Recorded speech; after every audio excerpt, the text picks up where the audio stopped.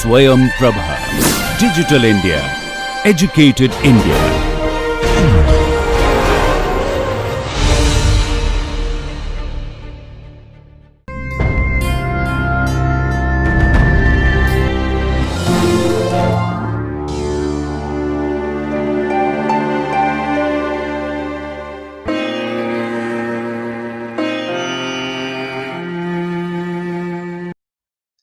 Hello learners.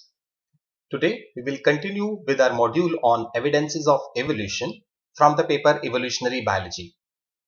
Under this module, in the previous lectures, we have discussed various evidences of evolution, and then we particularly focused on paleontological evidences of evolution. Now this is the third lecture under this module where we will focus upon geological timescale. I am Dr. Sudhir Verma, working as Assistant Professor in Department of Zoology, Deen Dayal Upadhyay College, University of Delhi. In this lecture, we will focus upon geological timescale, and we will discuss the geological timescale under various subheads, like we will discuss what geological timescale is, how it is being prepared, and who's the organization responsible for making this geological timescale and updating it.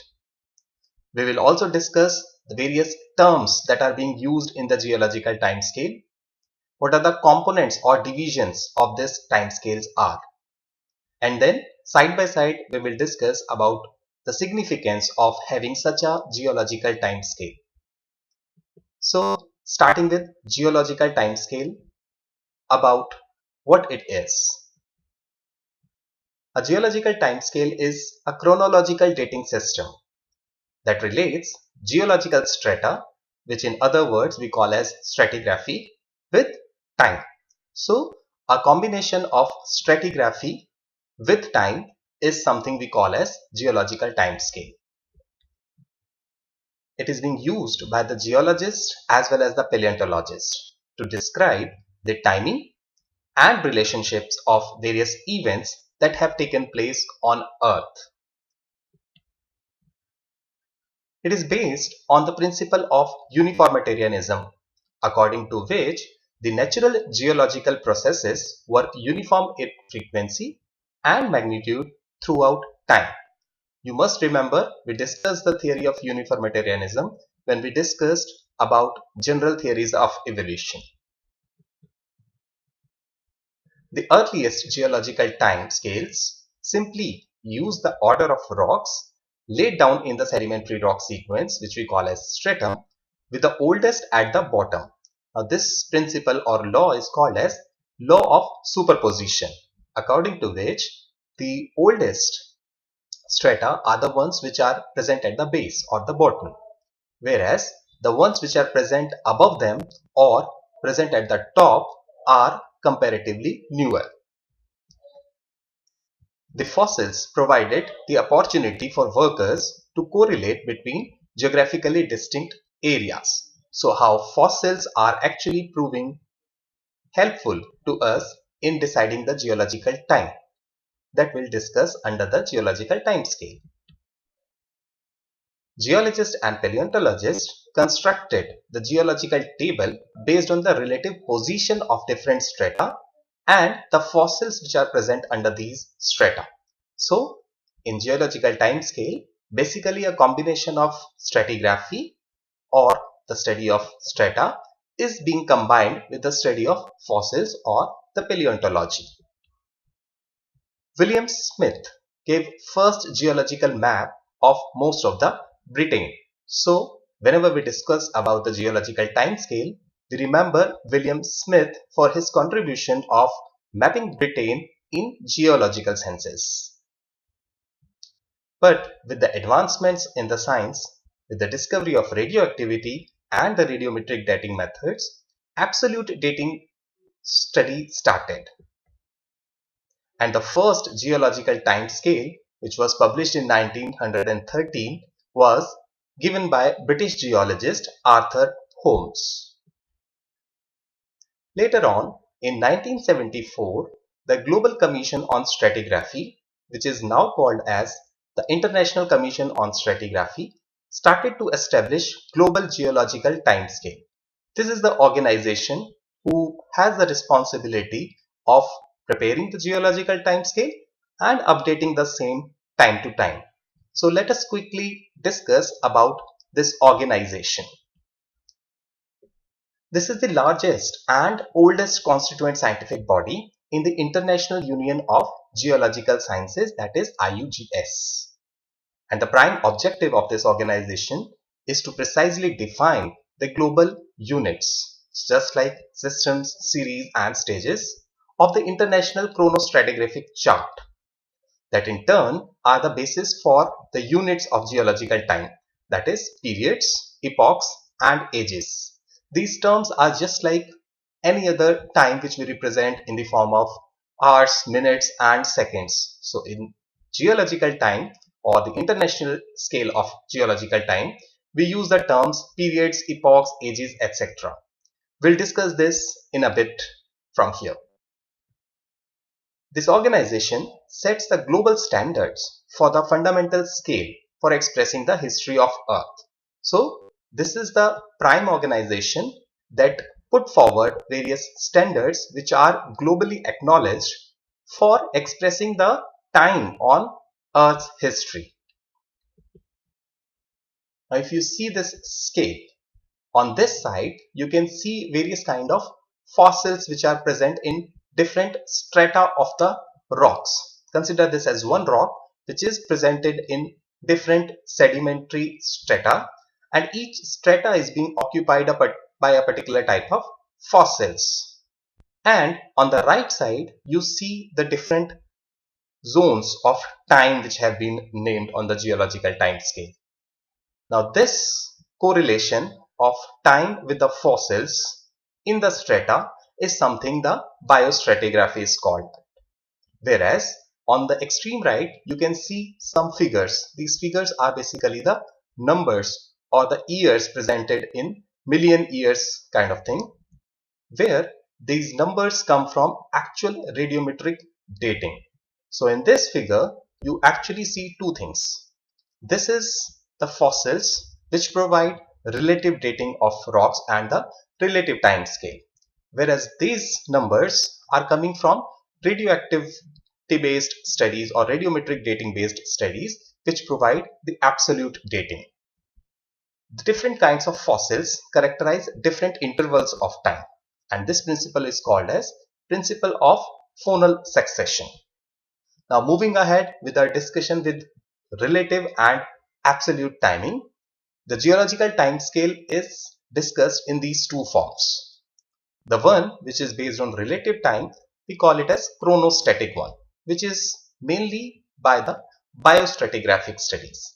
So just we discussed the fossil based dating kind of studies are termed under biostratigraphy. On the right side which you saw the numbers which are based on the radiometry based, that particular study is called as chronometric. The absolute time measurements can be used to calibrate the relative time scale, producing an integrated geologic or geochronologic time scale. So most of the times the radioactivity based or radiometry based scale is combined with the relative time scale to give the actual geological time scale, which we are going to discuss in this lecture. Let us quickly go through with the various terminologies that are being used to express the geological time scales. And as mentioned here on this extreme left column, they are the segments of rock in chronostratigraphy. So the part of the rock which has been named, it has been correlated with the time spans in geochronology. So this column represents the segment of rock. This column represents the corresponding time span in geochronology. So eonathum is the segment of rock and the time scale corresponding to that is named as eon. Erathum to era, system to period, series to epochs, stages to ages, and chronozone to chron. Now in the geological time scale, of International Commission of Stratigraphy, which we are going to discuss, we won't discuss this chrome because that is not being considered by the Geological Timescale Commission. We will discuss about eon, era, period, epoch, and the further division, which is ages. Now, this is one of the representative image of the geological timescale. This is not the complete geological timescale, but enough to understand the structure of geological timescale. As you can see, there are four basic divisions: eons. Eons are divided into eras. Eras are divided into periods, and periods further divide into epochs.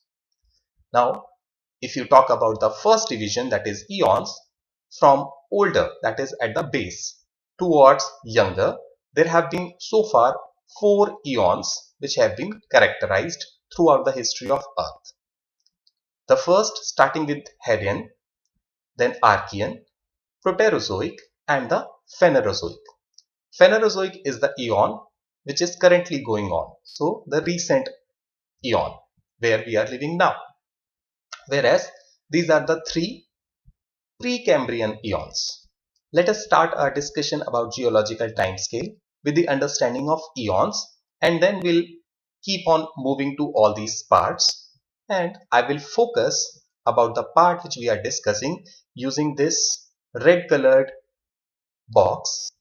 So this figure you will repeatedly see throughout the lecture, where this red box will focus upon the part of the geological timescale which we will refer to. So let's start with the discussion of eons. So the first division, which is called as eons, there are four eons so far in the history of Earth.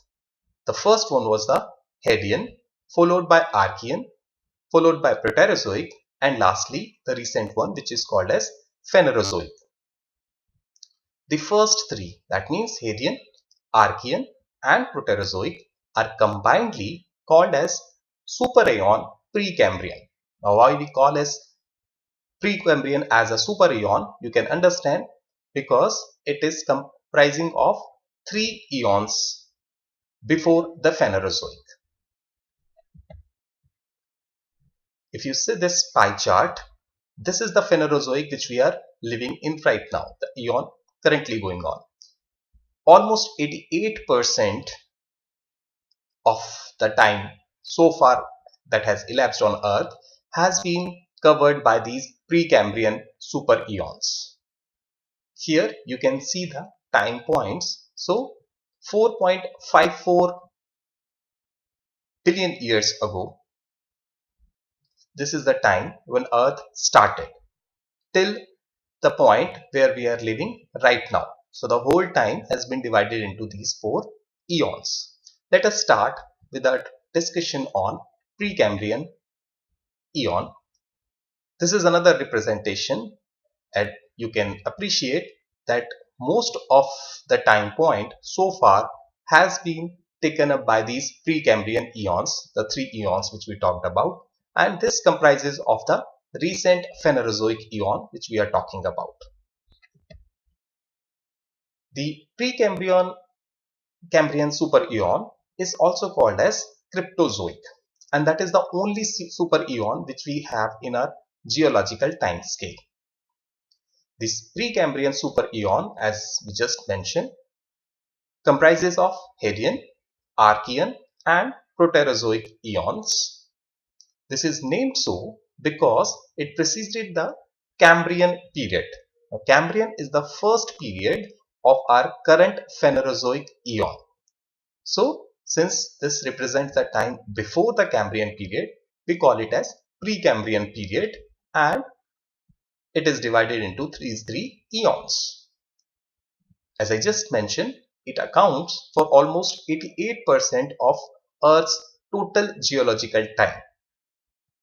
It spans from the formation of Earth, which was around 4600 million years ago, to the beginning of the Cambrian period, which started at around 451 million years ago. So you can appreciate the time, the long time which was coming under the Precambrian period. So, as I just mentioned, I'll focus on these boxes throughout the geological time scale. So, we talked about different eons, a general overview of 4 eons. Now, we are going to focus upon these Precambrian eons, that is Hadean, Archean and Proterozoic. Now, you can see here, this is the Precambrian supereon, which is divided into Hadean first, and this is the time point, that is around 4600 million years ago, and it went till 4000 million years ago, after which the Archean eon came into play, which went till 2500 million years ago, and then the Proterozoic eon came, which went till 541 million years ago, and then the further division. So we'll go to each of these eons one by one, starting with our first eon, that is called as Hadean eon. It started from the formation of Earth. So that was around 4.6 billion years ago or 4600 million years ago, until first appearance of the sedimentary rock. Now this is an imaginary image to show that could have been the possible condition of Earth at these particular eons time. So it started from 4.6 billion years ago to 4 billion years ago, and hence approximate 600 million years was the duration of this eon. There was no observable fossil found in this particular time point. The term Hadean eon was coined by geologist Preston Cloud in the year 1972. W. Brian Harland later coined an almost synonymous term which is called as Priscon period. This comes from the Latin word priscus, which means the ancient. Other older texts refer to it as pre-Archean periods. As we just saw, the eon Archean follows the Hadean eon. So the Hadean eon is also called as pre-Archean eon. Hadean word comes from the Hades, and this Hades is a Greek word for the god of underworld, which means it is hinting towards hell-like conditions which were prevailing on the earth at these years of its beginning. So it was just like hell-like of condition. We do not have any fossils from that particular time. So there was no life form as such. Moving on to the next eon, which is Archean eon. The earth cooled down to form continents, and thus the life began in this particular eon. It lived for around 1500 million years, starting from at 4 billion years to 2.5 billion years ago.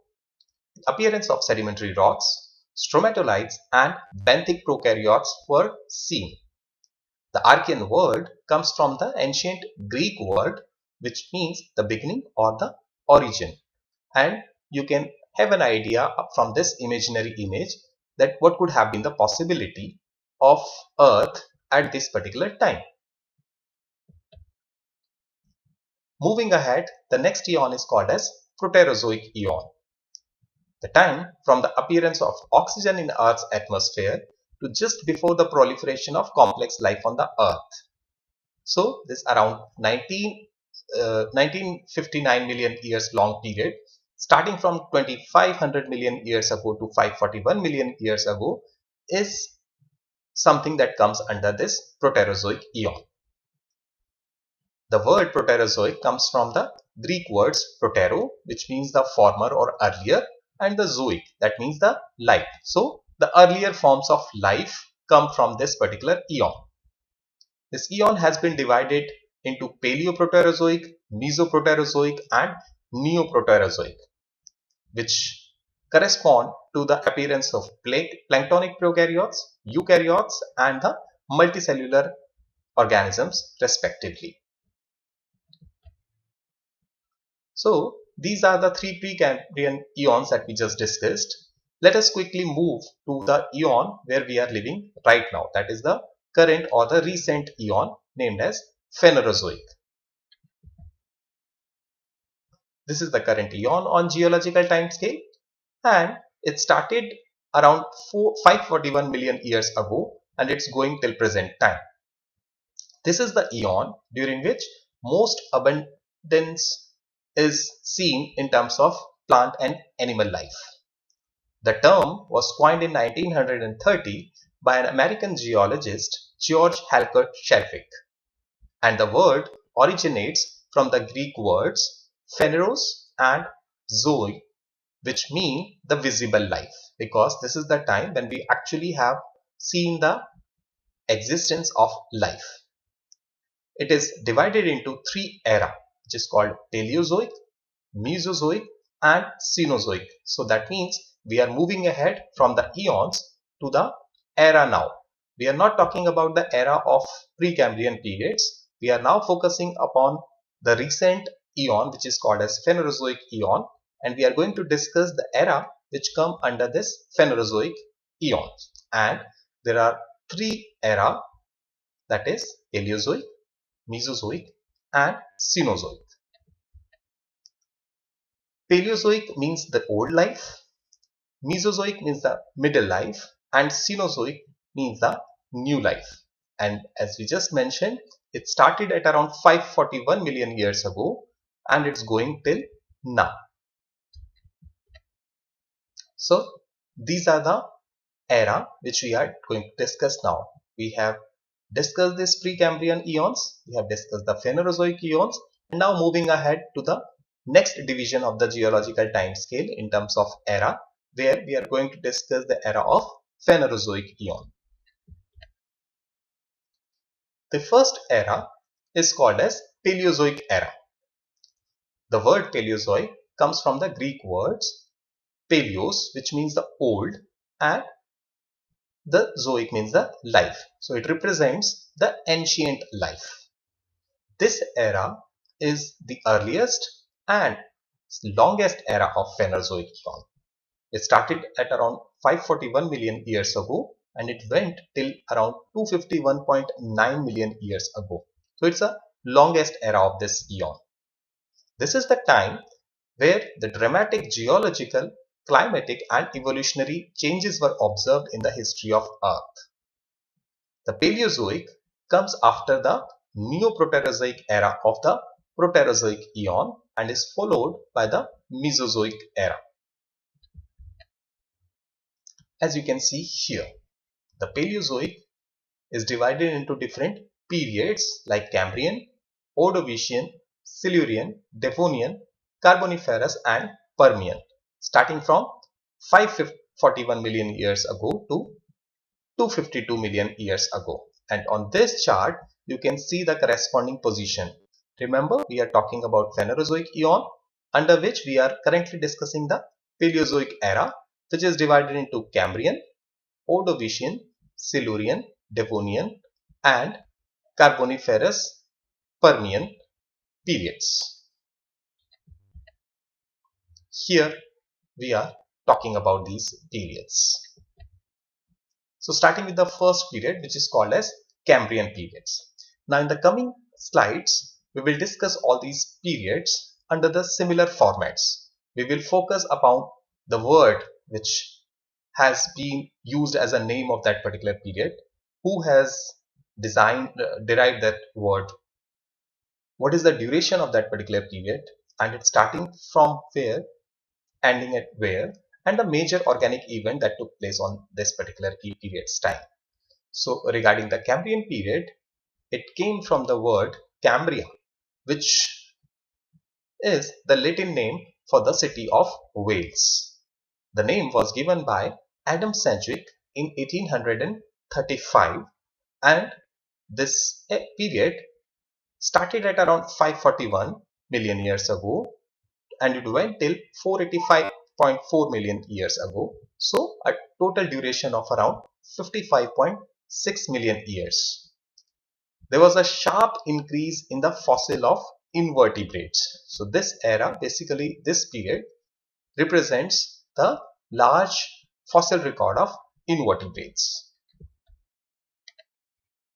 Next period is Ordovician period. The word Ordovician comes from the Welsh tribe of Ordovices, and it was named by Charles Lepworth in 1879. Starting at around 484.4 million years ago, it went till 443.8 million years ago. So a total duration was 41.6 million years. It has been observed that there was a dominance of invertebrates here. The first vertebrate came into existence in this particular period, and there is a major mass extinction event that took place in this particular period is called as Ordovician Silurian mass extinction event. We are calling it as Ordovician Silurian because it was at the end of Ordovician and just at the starting of the next period, which is called Silurian. And what are these mass extinction events? These are the events where the species, almost 60 to 70% species on Earth, get lost because of these extinction events. We will discuss the mass extinction events in the later lectures. The next period is called as Silurian period, which comes from the word Silure of Celtic tribe of Wales, and it was named Silurian by Roderick Murchison in 1835.